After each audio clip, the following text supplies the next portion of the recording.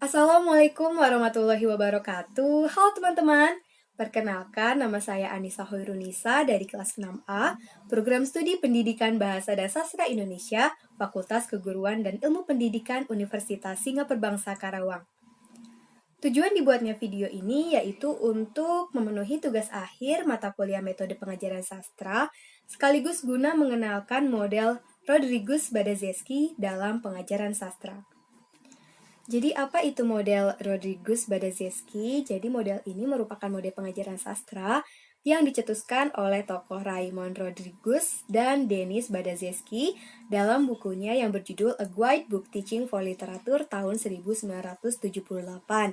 Nah, jadi model ini lebih mengarahkan pada bagaimana terbangunnya kreativitas antara guru dan siswa dalam menikmati karya sastra secara lebih efektif.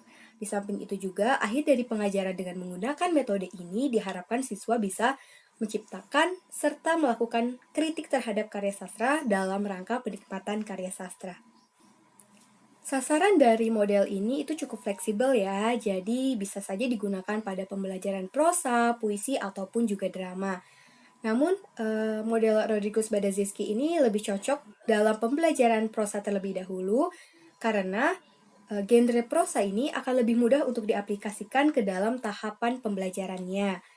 Di samping itu juga, model ini cukup efektif untuk pembelajaran pada tingkat SMP maupun SMA, karena kegiatan pembelajarannya ini lebih diarahkan atau berfokus pada kreativitas siswa dalam menikmati karya sastra, sehingga dengan demikian, apabila model ini digunakan, maka akan tercipta suasana belajar yang menyenangkan.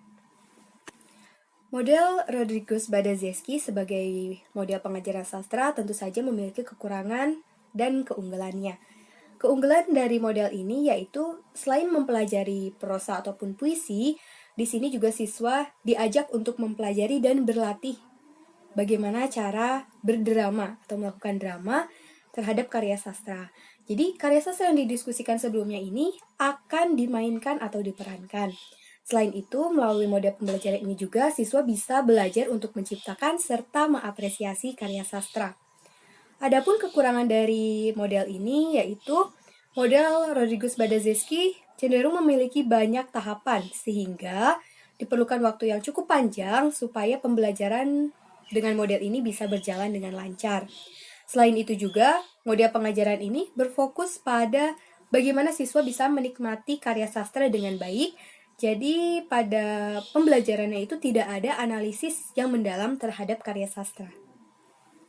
Model Rodrigues Badazeski ini memiliki 9 tahapan pembelajaran, yaitu yang pertama ada class discussion, yang kedua ada group discussion, yang ketiga ada one-to-one discussion, yang keempat ada role playing, yang kelima ada dramatization of scene, yang keenam ada media presentation, yang ketujuh ada interest of value surveys, yang kedelapan ada creative writing, dan yang terakhir ada literary reviews. Selanjutnya saya akan mencoba memaparkan bagaimana contoh penerapan model Rodrigues Badazeski dalam pembelajaran prosa, yakni cerpen. Cerpen yang akan digunakan berjudul Penulis Tua karya Haryo Pamungkas. Berikut ini contoh pengaplikasiannya.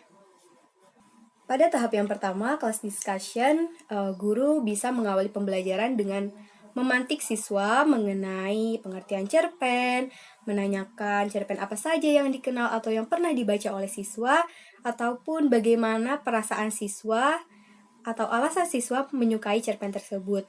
Barulah kemudian guru mulai memperkenalkan cerpen berjudul Penulis Tua karya Haryo Pamungkas dengan membacakannya di depan kelas. Kemudian setelah itu guru juga bisa bertanya tentang bagaimana tanggapan siswa terhadap cerpen tersebut. Tahapan yang kedua, group discussion. Nah, supaya kegiatan pembelajaran ini berjalan dengan menyenangkan, tidak statis, guru bisa membentuk kelompok besar agar siswa bisa berdiskusi mengenai hasil temuan yang menarik dari cerpen penulis tua, baik itu tokohnya, konflik yang terjadi, dan sebagainya. Tahapan yang ketiga, one-to-one discussion. Pada tahapan ini sejatinya bisa terjadi di saat class discussion ataupun group discussion. Namun alangkah lebih baiknya setelah diskusi kelompok, Setiap perwakilan kelompok bisa mempresentasikan hasil temuan dalam cerpen penulis tua dan saling memberikan tanggapan satu sama lain. Pada tahap yang keempat, role playing. Setelah siswa memiliki persepsi yang sama serta mampu memahami cerpen tersebut, guru bisa mengajak siswa untuk bermain peran. Caranya bisa dengan membaca atau reading di tempat duduk masing-masing. Kemudian, pembacaan ini dilakukan secara bergilir terhadap setiap paragraf ataupun dialog yang terdapat pada cerpen penulis tua tersebut.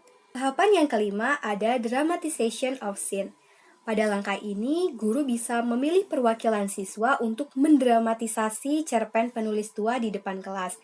Jadi nanti akan ada yang menjadi narator, menjadi tokoh kakek, ataupun juga tokoh Alenia. Jadi, pada tahap ini, siswa itu tidak hanya sekadar untuk membacakan cerpen di depan kelas, melainkan sudah mulai berlatih untuk menggunakan gerak tubuh. Tahapan yang keenam yaitu media presentation.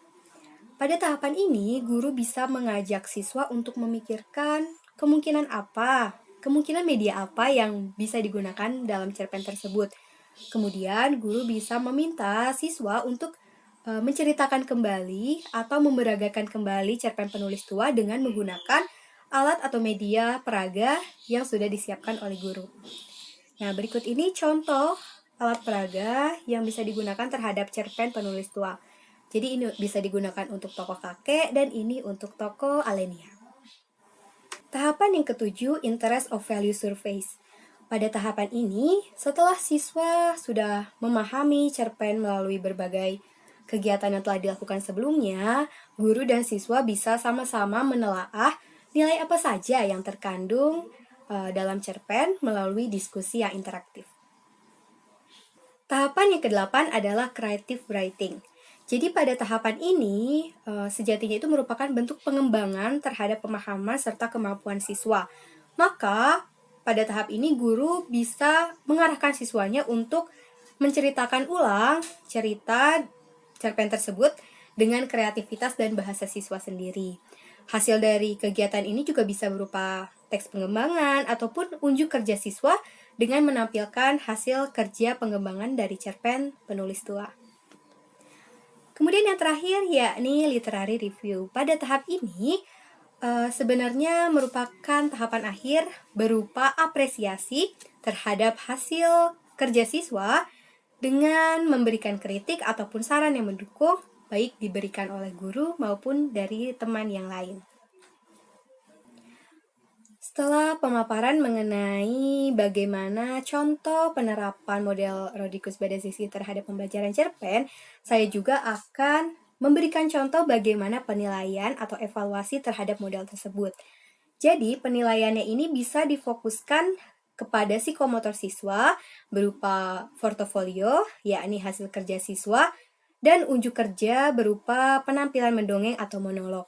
Maka contoh penilaiannya bisa dengan penugasan yang bersifat individu dengan instruksi sebagai berikut.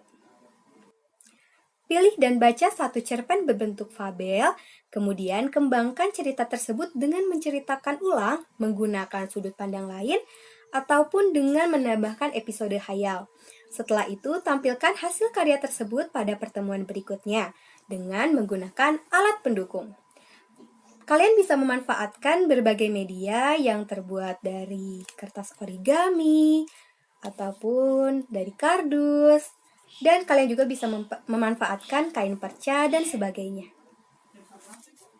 Kesimpulan dari model Rhodicus-Badaczewski, yakni model Rhodicus-Badaczewski merupakan model pengajaran sastra yang mengarahkan atau berfokus pada bagaimana kreativitas siswa dalam menikmati karya sastra, baik prosa, puisi, ataupun drama.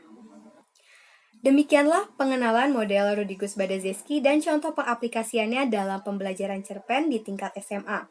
Saya mohon maaf apabila masih terdapat kekurangan dan kekeliruan dalam menyampaikan informasi. Terima kasih sudah menyimak. Sampai jumpa di video selanjutnya.